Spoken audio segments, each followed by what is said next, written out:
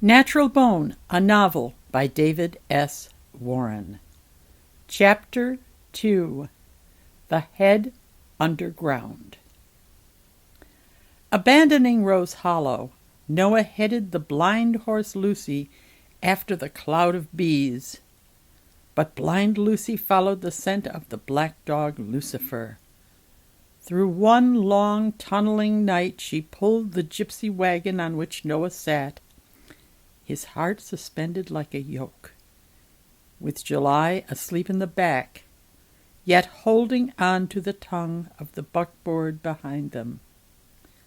Noah woke when the wagon began to rock, jolt, and slow. He could see a long green cloud away to their left, and by its light, Lucy, as she swung to the left, bent their little train into a triangle, climbed up onto the buckboard, where she lay down in her traces. Noah climbed down into the enclosure Lucy had made of the wagons. He could hear a deep rush from the darkness beyond the tongue of the buckboard. July still slept and still held the wagon tongue. Noah turned to face the green cloud over Lucy's traces, then ducked under the traces and walked slowly out toward the cloud of green. By the light he could see the flesh of his hand like a green fog. He could not see his feet, but could feel stones rolling under them like eggs. As Noah drew near, he saw the lights were supported by a forest of stone pillars. Each green light a phosphorescent fish impaled upon the point of a stalagmite. Each glowing fish was impaled over a series of others, each glowing paler, each more incorporated into the stone. As Noah stood examining one such pillar, a drop of water landed on the top of his head and jolted him into an awareness that the pillar he was looking at was actually a tower of small yellow people, all naked and sitting upon one another's shoulders, topped by a smaller woman who held one of the glowing fish. Noah's startled movement caused them to notice him as well. Their tower crumbled and they all ran off into the darkness at the base of the pillars. Noah watched the glowing fish the woman carried, swimming through the darkness, long after he could no longer see the yellow woman, and long after he could no longer see the fish. He stared into the darkness. Then another drop of water landed on top of his head, and he began to hear all the many drippings around him and to feel the invisible mass of stone over his head. Noah turned and went quickly back to the wagon, ducking under the traces just as July stepped in under the tongue of the buckboard, returning from her own explorations and carrying in each of her arms a live fish of the same kind as the glowing dead ones, with spots like eyes like those of cats, and high foreheads like a whale. The fish did not struggle, but just looked out all of their eyes. "Where'd you get those?" asked Noah. "From a man in black, fishing in a river," July said. "In a river?" Noah looked again in the darkness. July climbed back into the back of the barrel wagon with the fish, and Noah went cautiously under the wagon tongue, then down to the river he could not see. The river smelled like something he remembered but did not recognize. Perhaps blood. He stood at the edge looking for the other side. "There is no other side," said a man in black sitting in the river. Noah could barely see the white wake of the water around him, or his pale hands and the mask of his face. "Who are you?" asked Noah, stepping back. "Your uncle and your father," said the man in black. "We are all brothers and sisters here." He stopped just short of the bank and put his hand on Noah's shoulder. His face was lumpy and hairless. Noah could not look at the face, nor could he move away from it. He could only defend himself with questions. What happened to your hair? He said.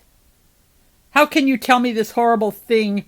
What is this? Who are you? What is the meaning of this? The man in black removed his hand from Noah's side. Noah closed his mouth.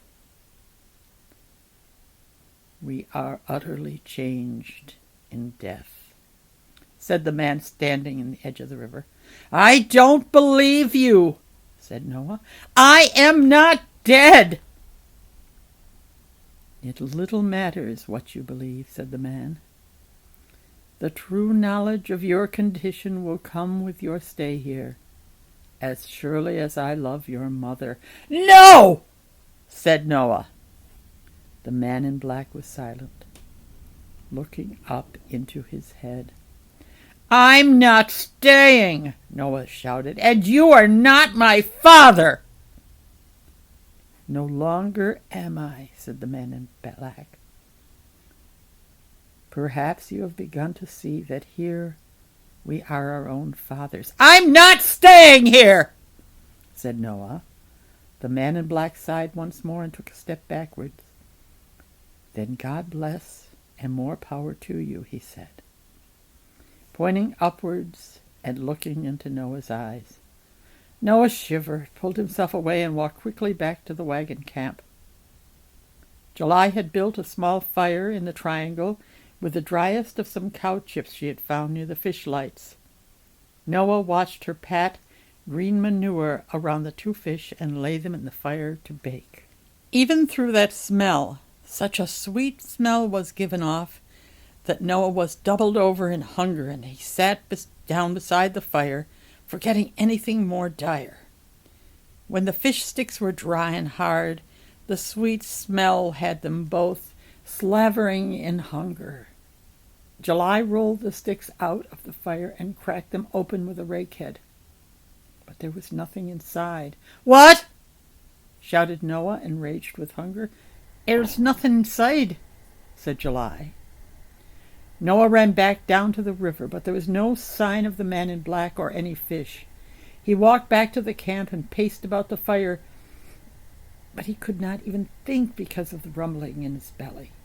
Finally he burst out of camp and strode into stalagmites in search of he didn't know what.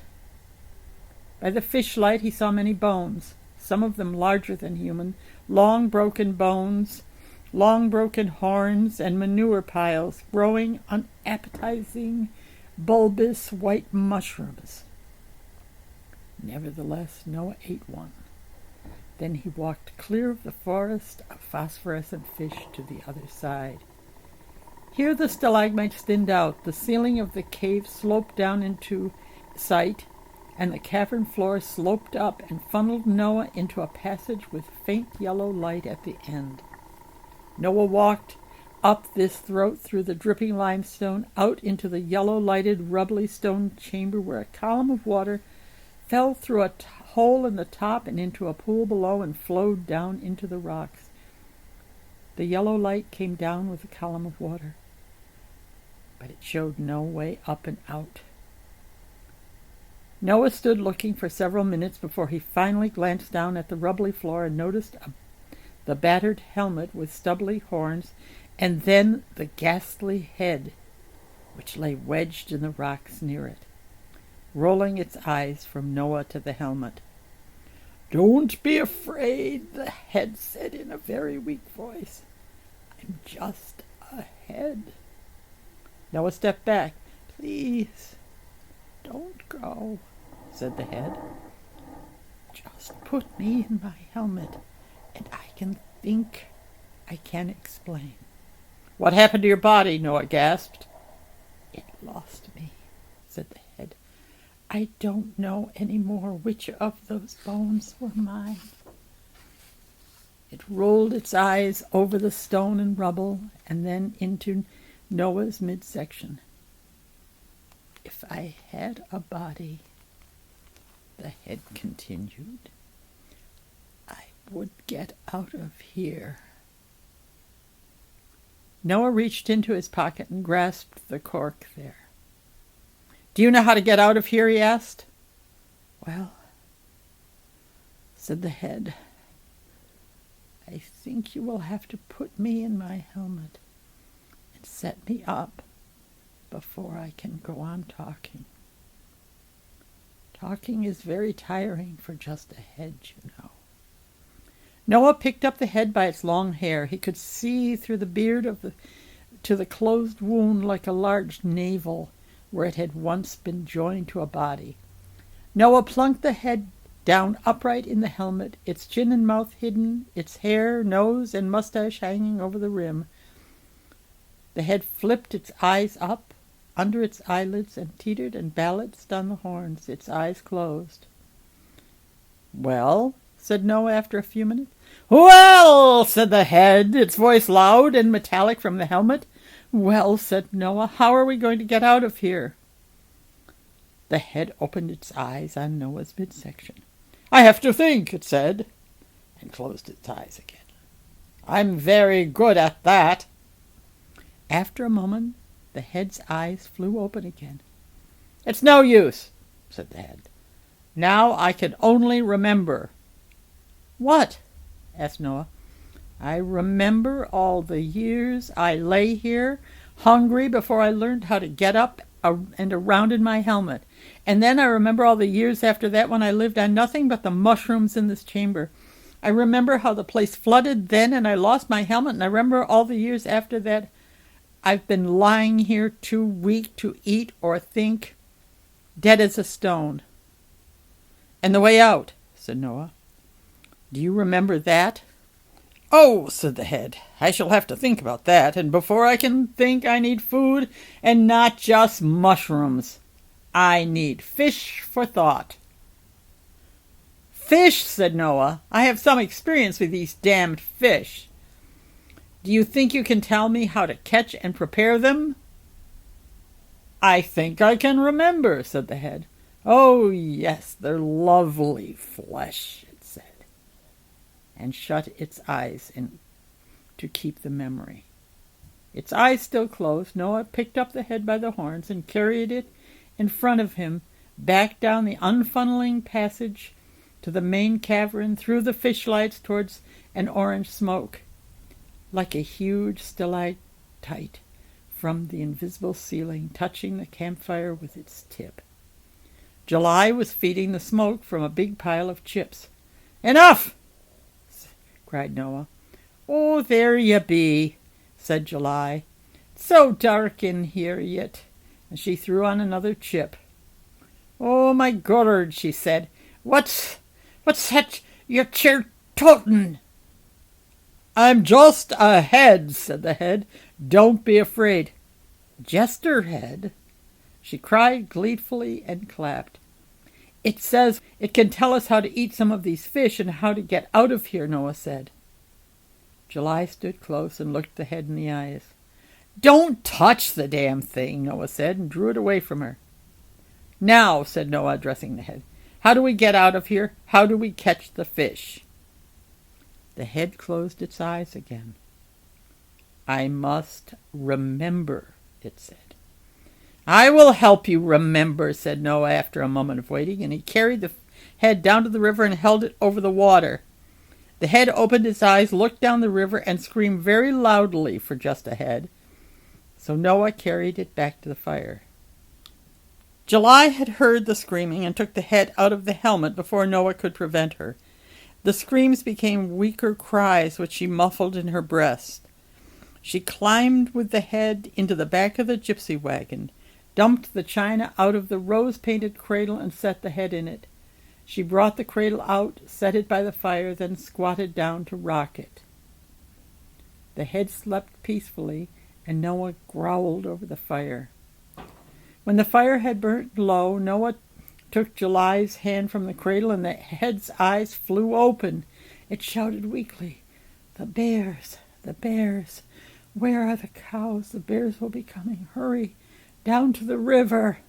"What bears?" said Noah, picking up the head by its hair. "What cows?" But the head just kept shouting, "Hurry! Hurry! If this is a deception," said Noah, "I will throw you in the damned river."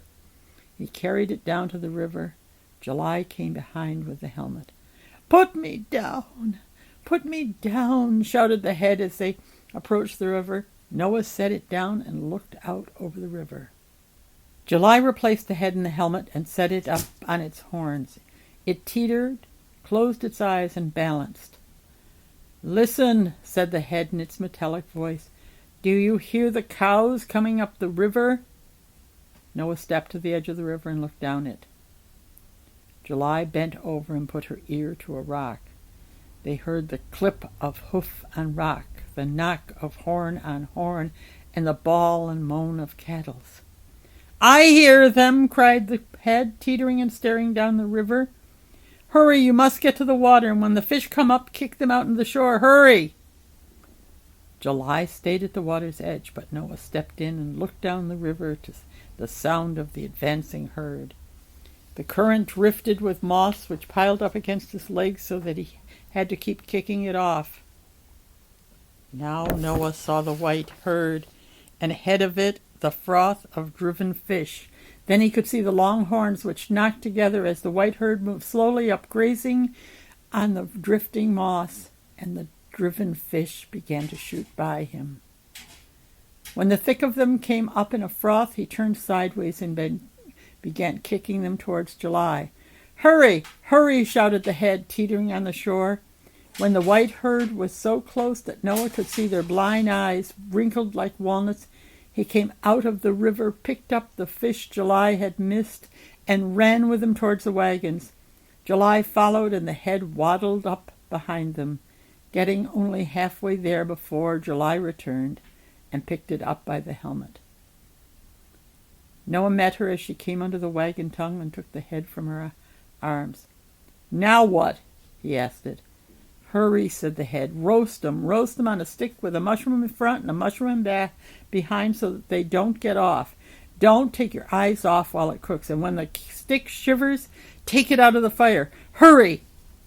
Noah set the helmeted head in the cradle, then went out into the stalagmites to gather some of the white mushrooms which he had seen growing on the cow pies there. He came back with his hands full, broke a splinter of wood off the bottom of the buckboard, still without waking Lucy, and impaled one of the mushrooms on it. Then he stuck on one of the fish, then another of the mushrooms. He held the stick over the fire. The fish eyes never left him. The fish colors pulsed and changed, and the fish smelled filled the air of the cavern. When the stick shivered, Noah drew it back. His thin beard ran with saliva. He took a bite and swallowed, but nothing reached his churning stomach. He took another and another bite, but still nothing of the fish reached his stomach. Even the bones evaporated in his mouth. "Feed me," said the head.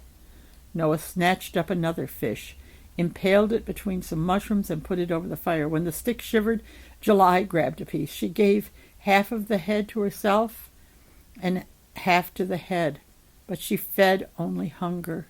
Quickly they cooked the rest of the fish, and when the fish were gone, they were hungrier than before they had eaten, and they were light-headed as well. "Now what?" said Noah. "You have poisoned us." The head hopped down from the cradle, not quite landing on its stubby horns, but getting up on them and prancing between the cradle and the fire. "Raise hell!" it shouted. "Raise hell!" shouted Noah. "That's right," shouted the head. "Keep shouting, raise hell, and follow the devil." But Noah only stood speechless, angry, and hungry.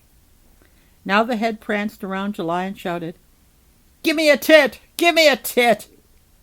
Holding her stomach in her head, July looked down at the furious crab-like creature. Just then, the black dog Lucifer appeared and sat on top of the bee wagon, his ears flapping like bat wings. "Lucifer!" shouted July. The head danced madly. It was shouting now in strange tongues. Noah snatched the head by the hair right out of the helmet, swung it around and around, and let it fly in the direction of the river. The black dog Lucifer jumped off the wagon to the outside of the camp. Blind Lucy got the dog scent and clattered to her feet in the buckboard. July took the tongue of the buckboard, lashed it to the rear of the wagon, then took Lucy by the halter, backed her out of the buckboard, and drew her after the dog. Noah picked up the helmet, chucked it in the back of the bee wagon, and climbed up into the driver's seat. Once again, they traveled blind through a night they would never quite remember.